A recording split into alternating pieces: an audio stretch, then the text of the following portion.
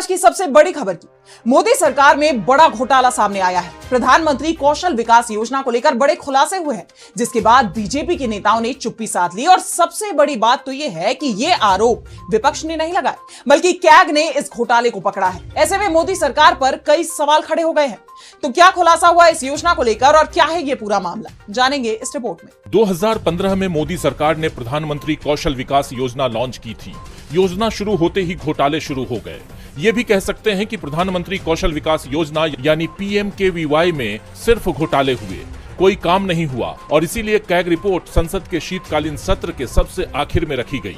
18 दिसंबर को ये रिपोर्ट सदन में आती है और इसके अगले ही दिन लोकसभा की कार्यवाही 1 घंटे भी नहीं चलती और शीतकालीन सत्र को समाप्त कर दिया जाता है, जिससे विपक्ष इस पर सदन में चर्चा का दबाव नहीं बना पाए और घोटाले की सच्चाई को दबाया जा सके। रिपोर्ट में बड़े खुलासे किए गए हैं। कैग रिपोर्ट में खुलासा हुआ है कि प्रधानमंत्री कौशल विकास योजना के लिए 2015 से 2022 के बीच लगभग 14,450 करोड़ रुपए का बजट आवंटित किया गया था। इस योजना का लक्ष्य था 1 करोड़ 32 लाख युवाओं को आत्मनिर्भर बनाना है, लेकिन बजट का बंदरबाट हो गया। कैग ने जब 2015 से 2022 के बीच लागू PMKVY के 3 चरणों का ऑडिट किया तो स्किल इंडिया पोर्टल यानी SIP से गड़बड़ी का खुलासा हो गया। इन बैंक विवरणों में जो कुछ लिखा गया है उसे रिपोर्ट में बताया गया है। 95,90,000 प्रतिभागियों में से 90,66,000 यानी लगभग 94.53% मामलों में बैंक विवरण वाले कॉलम या तो खाली थे या वहां नल, नॉट अवेलेबल और 0 लिखा हुआ था। बचे हुए 5,24,000 खातों में नंबर के कॉलम में 111 या फिर 1 2 3 4 5 या फिर ABCDE या विशेष चिन्ह दर्ज थे। 12,122 यूनिक बैंक खाता नंबरों का इस्तेमाल 52,381 अलग अलग लाभार्थियों के लिए किया गया।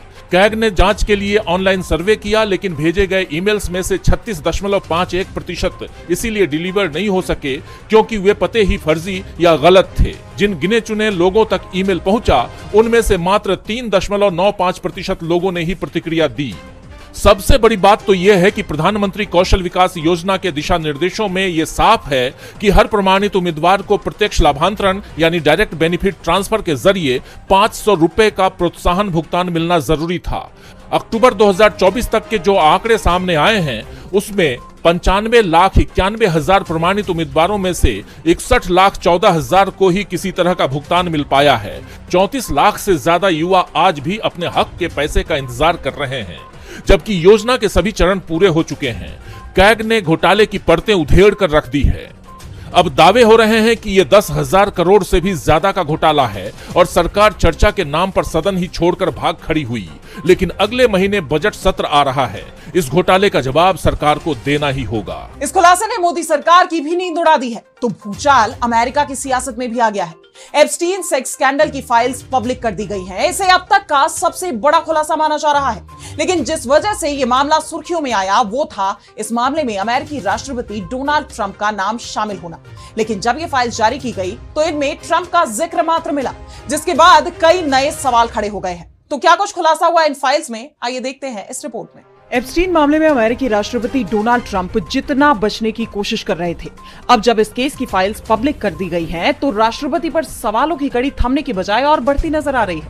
क्योंकि अमेरिकी न्याय विभाग की वेबसाइट पर जारी किए गए 3 लाख दस्तावेजों में अमेरिका के पूर्व राष्ट्रपति Bill Clinton, pop singer Michael Jackson, Hollywood actor Chris Tucker, British prince Andrew जैसे दिग्गजों की तस्वीरें तो हैं, लेकिन ट्रंप का जिक्र भर किया गया है। ये भी कह सकते हैं कि ट्रंप को बचाने की पूरी कोशिश की गई है, जबकि पूर्व राष्ट्रपति बिल क्लिंटन का भरपूर जिक्र था। अदालती दस्तावेजों में यह खुलासा हुआ है कि एप्स्टीन ने कथित तौर पर फ्लोरिडा के मारे-लागो रिजॉर्ट में ट्रंप से एक 14 साल की लड़की का परिचय कराया था। पीड़िता का आरोप है कि एप्स्टीन ने कई सालों तक उसका शोषण किया, लेकिन उसने अपनी याचिका में ट्रंप पर कोई आरोप नहीं लगाए।